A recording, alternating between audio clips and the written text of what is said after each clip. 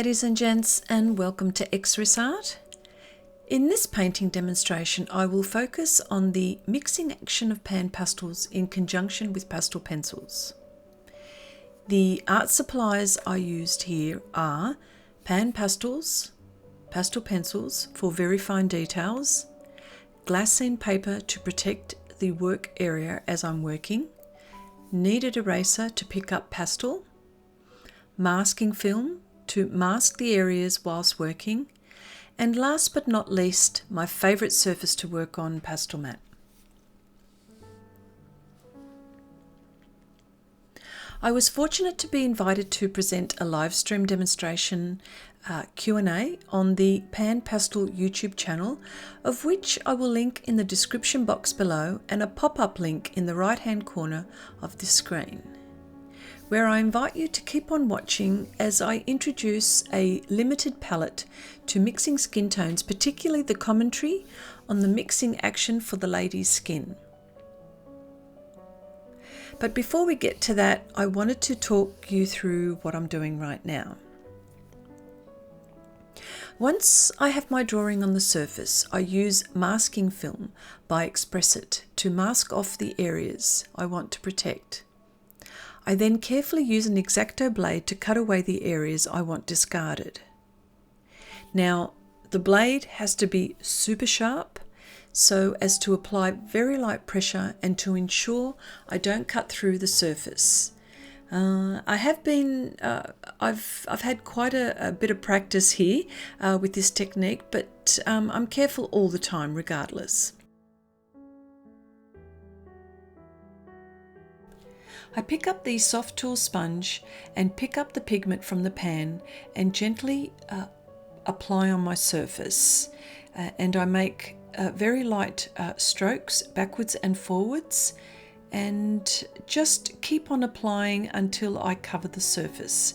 Pastel mat grabs and takes a lot of layers and grabs the pastel, so I find that I have to keep on working the area.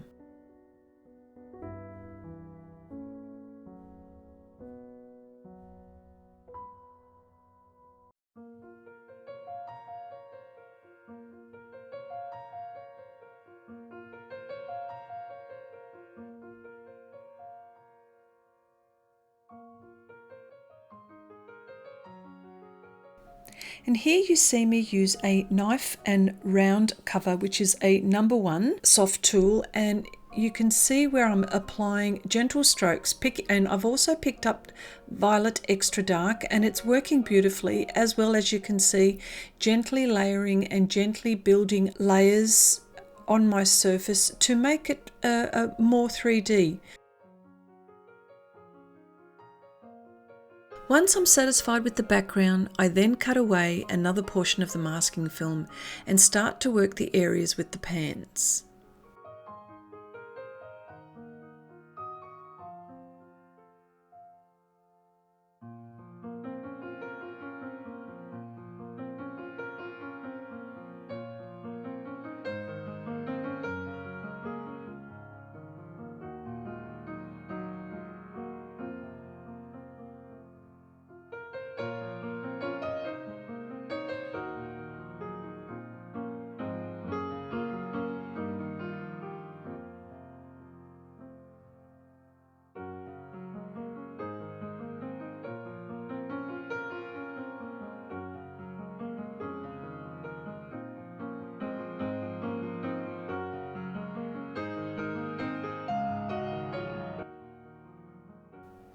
As I mentioned earlier, I would like to talk about the mixing action of the pans.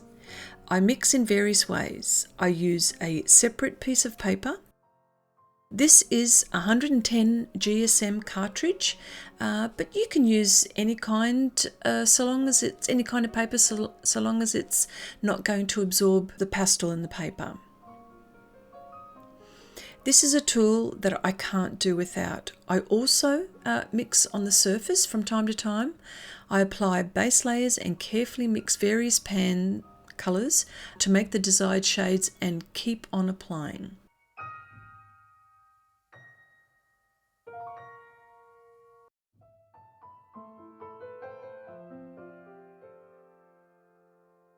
I use various techniques to get the pastel on the surface by building layers using the Sofft tools.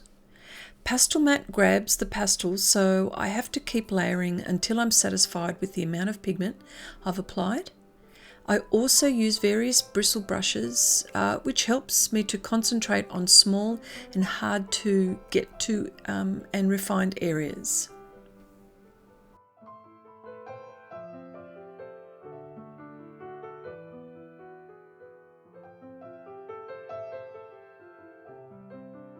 My philosophy is to use whatever tool so long as it's archival to get the outcome I'm going for. In general, for me, I'm trying to get as much out of the pans as possible, and in most cases I can take this medium to 85 to 90% before I start adding pastel pencils for details. I use every kind of brush I can get my hands on, anything from soft tool sponges to hacked up oil painting brushes. I enjoy painting tightly, so the soft tools and sponges take me to part of the way, and then I go in with synthetic and watercolor bristle brushes and makeup bristle brushes. The pans give me the capability of painting wet, only dry, and has taken my work to a whole new level. Another thing to remember with the bristle brushes, they are a slower action time than the soft tools, so keep that in mind when playing with this technique.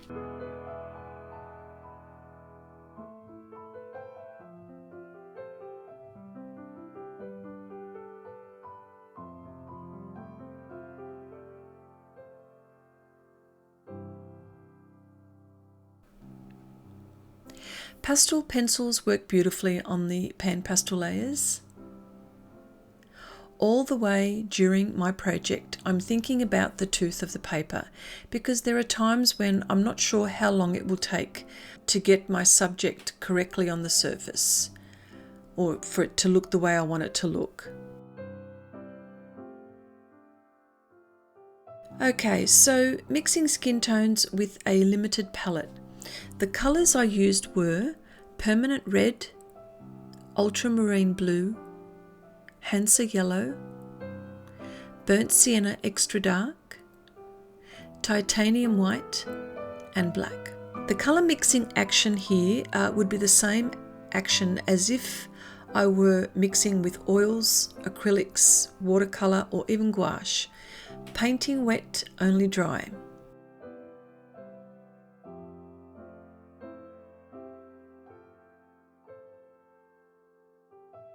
The advantage here is you don't have to wait for the pastel to dry. To make the darker colours, I used black or burnt sienna. Knowing colour theory would be an advantage when mixing colours. If you look at the colour wheel, you can see what colour makes what, and the same rules apply when mixing pan colours,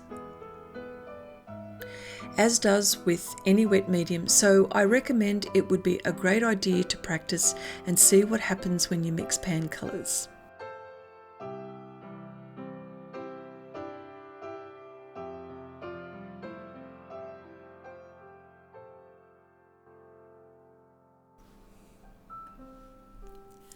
I have included 5 steps when painting with pan pastels.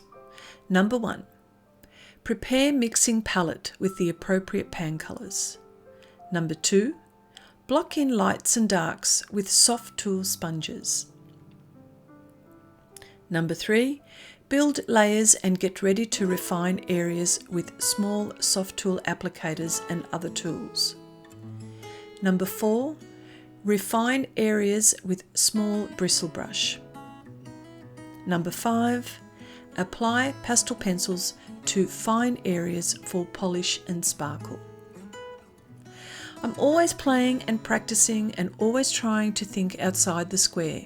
If you don't play, you won't be able to discover new techniques.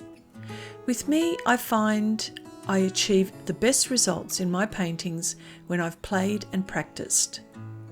The question is to ask, what if I mix this colour and that colour? What do I get?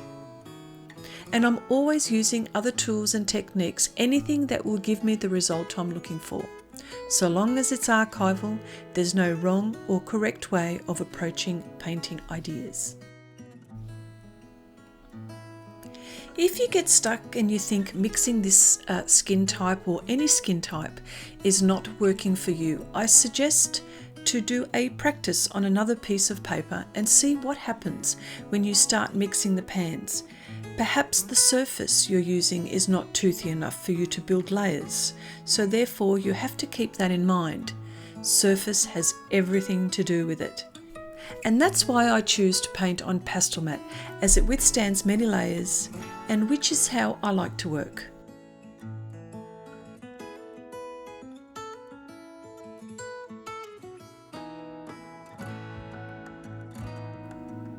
If I think I've made a mistake or added too much pastel, I can use a kneaded eraser, and again this works wonderfully. Using a kneadable eraser, I feel, is a great way to erase, as I'm not rubbing back and forth and pressing on the tooth.